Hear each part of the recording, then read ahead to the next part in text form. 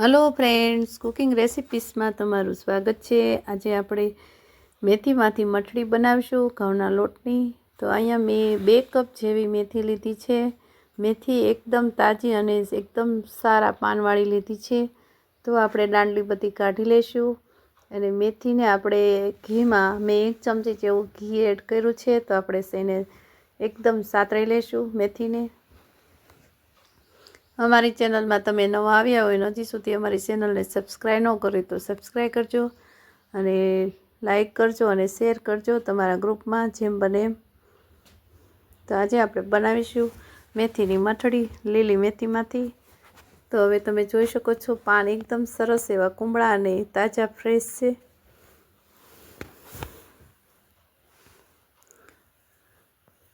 ગેસની આંચ મેં એકદમ સ્લો ટુ મીડિયમ રાખી છે। તો હવે આપણે તમે જોઈ શકો છો આપણી મેથી છે તેલ ઘી સાથે શેકાવા લાગી છે।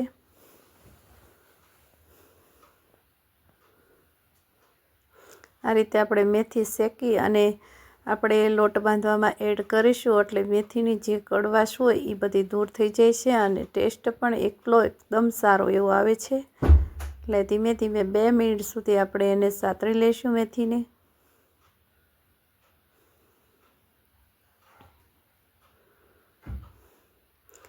અને તમે આ ક્યારે ન બનાવી તો જરૂરથી બનાવજો। બાળકોને લંચ બોક્સમાં અથવા તો તમે ચા સાથે સર્વ કરી શકો એવો સારો એવો ટેસ્ટ આવે છે। તમે જોઈ શકો છો આપણી મેથી એકદમ સતળાઈને રેડી થઈ ગઈ છે। તો આપણે નીચે એને ઉતારી લઈશું। હવે અહીંયા 2 કપ જેવો હું ઘઉંનો લોટ એડ કરીશ।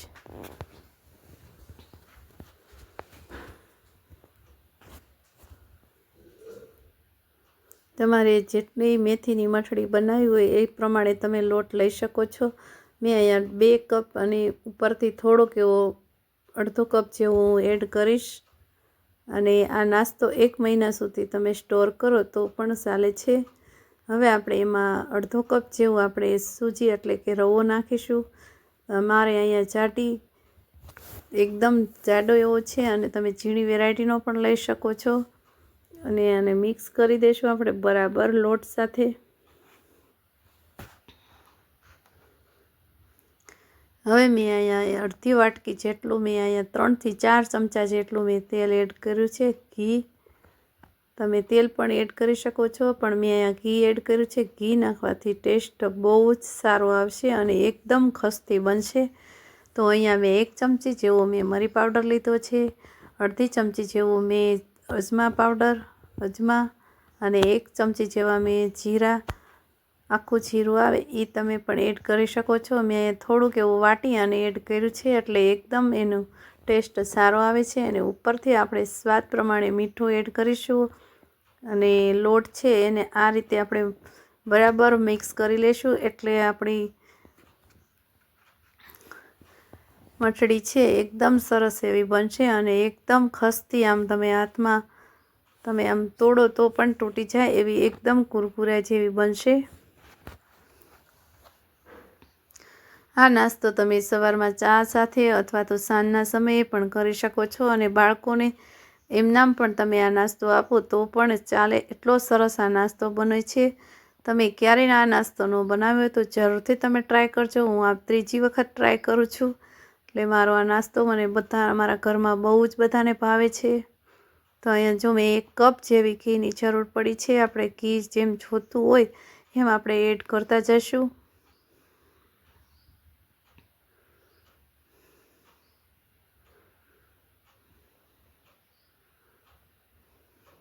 તમે જોઈ શકો છો આપણું મોણ છે એકદમ ઘીમાં સરસ મેટ થઈ ગયું છે અને મોણ પણ દેવાઈ ગયું છે।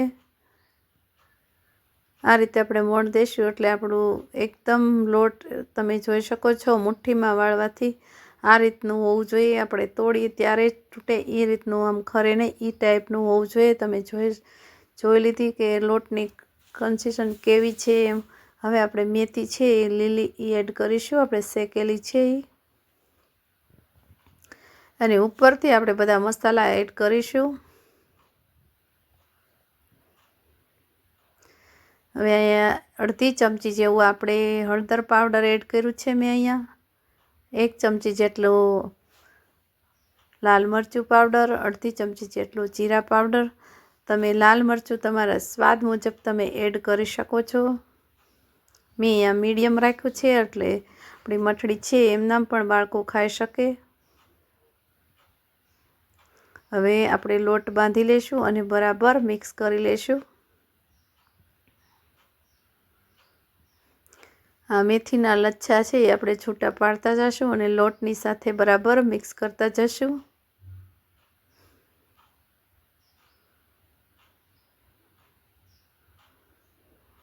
તમે જોઈ શકો છો આપણી મેથી એકદમ લોટ સાથે મિક્સ થઈ ગઈ છે અને હવે આપણે પાણીમાં જેમ પાણીની જરૂર પડશે એમ આપણે લોટ એડ કરતા જશું.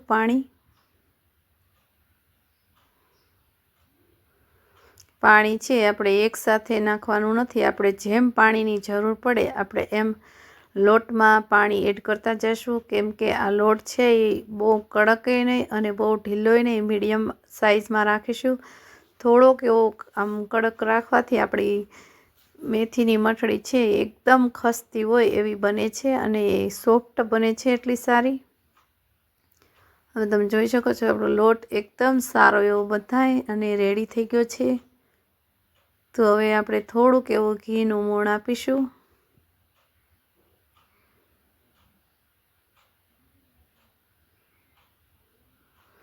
લોટ છે એ 10 મિનિટ સુધી આપણે બાંધવાનો છે એટલે આપણી મઠડી છે એકદમ સારી એવી બનશે અને ટેસ્ટ પણ એટલો સારો એવો આવશે. તો હવે મારે લોટ બંધાય અને રેડી થઈ ગયો છે. તો હવે આપણે રવો નાખ્યો છે સૂજી, એ આપણે એકદમ ફૂલી અને સરસ એવો મેટ થઈ જાય તો 10 મિનિટ સુધી આપણે એને રેસ્ટ થવા દઈશું. ત્યાં સુધી આપણે સાટો બનાવી લેશું. અહીંયા તમે કોર્નફ્લોર પાવડર છે એ પણ તમે લોટ નાખી શકો અને મેં અહીંયા મેંદાના લોટનો ઉપયોગ કર્યો છે. તો હવે એમાં આપણે ઘી એડ કરીશું. 2 ચમચી જેવો મેં અહીંયા મેંદાનો લોટ એડ કર્યો છે અને એમાં આપણે ઘી નાખીશું અને આ રીતે આપણે સાટો છે એ બનાવી લેશું. એટલે આપણી મેથીની મઠડી એકદમ સારી એવી આપણે સાટો કરવાથી એકદમ સરસ એવી ક્રિસ્પી બને છે અને પડ પણ અલગ થઈ જાય છે. આ રીતનું આપણો સાટો બનીને રેડી થઈ ગયો છે. તો હવે આપણે એને સાઈડમાં મૂકી દઈશું.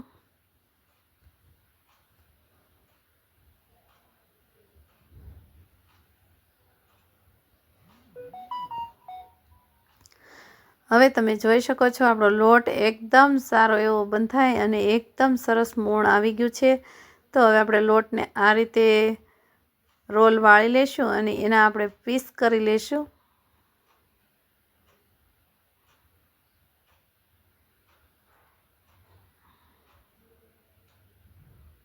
હવે આપણે ચપ્પુની મદદથી આપણે આ પીસ કરી લેશું અલગ અલગ. એટલે આપણે એક સરખા પીસ હશે તો આપણા રોટલા છે જે એ તમારે એક સરખા બનશે અને પડ પણ અલગ અલગ થઈ જશે. આ રીતના આપણે લુવા કરી લેવાના છે. અહીંયા લોટની કાંઈ જરૂર પડે એવું લાગતું નથી મને. તો આપણે એમનામ આપણે વણીશું.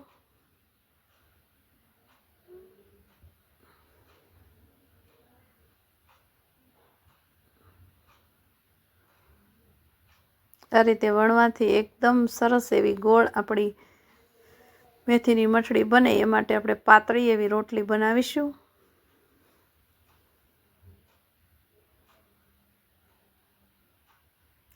શિયાળાની ઋતુમાં મેથીની મઠડી તાજી મેથીમાંથી પણ તમે બનાવી શકો છો અને સૂકી મેથીમાંથી પણ તમે બનાવી શકો છો.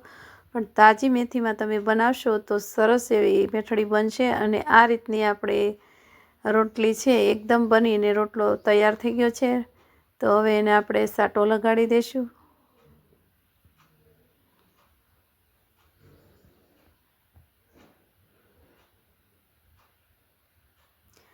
હવે આપણે બંને સાઈડથી આ રીતે લેયર કરીશું અને એમાં પણ સાટું લગાડી દઈશું.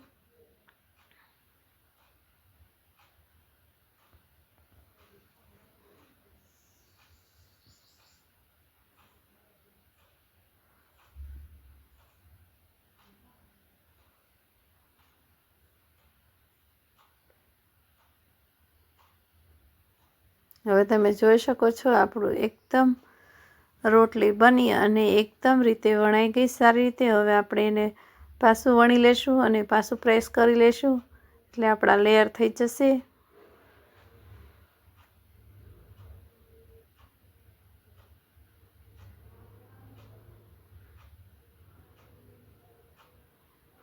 આ રીતે તમે બનાવશો એટલે જરૂરથી એકદમ સારી એવી ખસ્તી એવી બનશે. બહાર મળે ફરસાણવાળાની દુકાને એવી જ તમે ઘરે બનાવી શકો છો. હવે પાછું આપણે એક લેયર કરીશું અને એ રીતે પાછો સાટો લગાડી અને બંને સાઈડથી આ રીતે આપણે વણી લેશું. હવે આપણે એને થોડુંક એવું પ્રેસ કરી અને આ રીતે આપણે એને પાછો વણી લેશું વેલણાની મદદથી.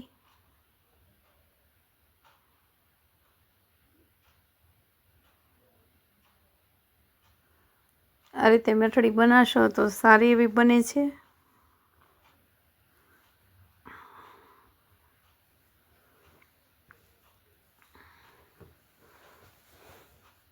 હવે તમે જોઈ શકો છો આપણી વણાઈને એકદમ સરસ એવી રેડી થઈ ગઈ છે. તો હવે આપણે ચપ્પુની મદદથી એને પીસ કરી લેશું અને બંને સાઈડથી આપણે એક સરખી રાખી દઈશું.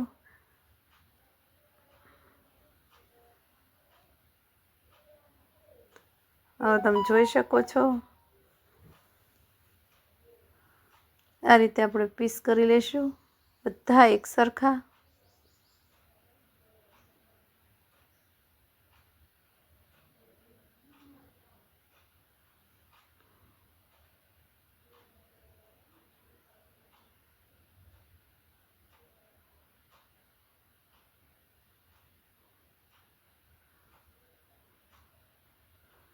હવે આપણે એક પ્લેટમાં કાઢી લઈશું અને આટલી આપણે સાઈઝ આપણે પતલી એટલી રાખીશું.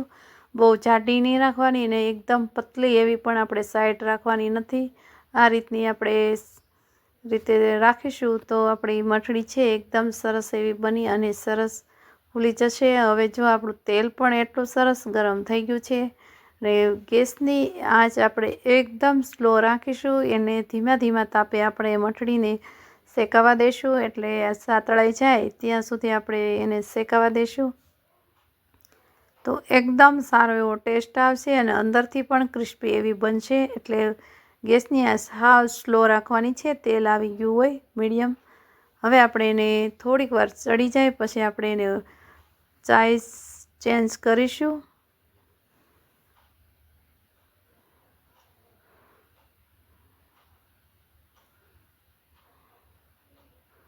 આ રીતે આપણે બનાવશો તો તમે જરૂરથી એકદમ મઠડી સારી એવી બનશે. મારે તેલ થોડુંક વધારે ગરમ થઈ ગયું છે. તમે ઓછું કરવાનું છે તેલ ગરમ. તો તમે ધ્યાન રાખવાનું આ નાની નાની બાબતમાં બધું. તો મઠડી છે એકદમ સારી અને કલર પણ એટલો સારો આવે છે. એટલે આપણે એને ગેસની આંચ આપણે ધીમી રાખી છે. મેં અત્યારે સાવ બંધ કરી દીધું છે. તેલ ફૂલ આવી ગયું છે, ગરમ થઈ ગયું છે વધારે. તમારે થોડુંક હલકું એવું ગરમ થાય એટલે સાતળવાના છે બધા મઠડીને.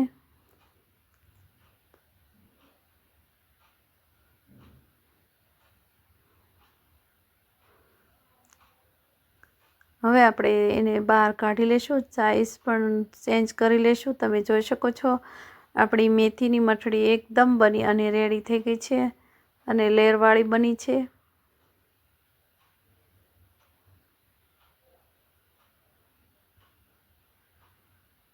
હવે એક પ્લેટમાં કાઢી લેશું. આ રીતે બધી તમે મઠડી છે એ બનાવી લેશું. તમને જોતાં જ ખબર પડી જાય કે આપણા લેયર કેટલા સરસ એવા બની અને રેડી થઈ ગયા છે. તમે ક્યારેય ન બનાવી હોય તો આ રેસીપી જરૂરથી બનાવજો અને મને કોમેન્ટમાં કહેજો કે અમારી રેસીપી કેવી લાગી. તો અમારી રેસીપી બની અને રેડી થઈ ગઈ છે. તો કોમેન્ટમાં મને જરૂરથી જણાવજો. વિડીયોને લાઇક કરજો, શેર કરજો અને સબસ્ક્રાઈબ કરવાનું ભૂલશો નહીં. બાજુમાં આપેલું બેલ આઇકન પ્રેસ કરશો એટલે નવી નવી રેસીપીના નોટિફિકેશન તમને દરરોજ જોવા મળશે. તમે જોઈ શકો છો આપણી મઠડી મેથીની મઠડી કેટલી ખસ્તી અને સરસ એવી બનીને રેડી થઈ ગઈ છે. તો આવજો.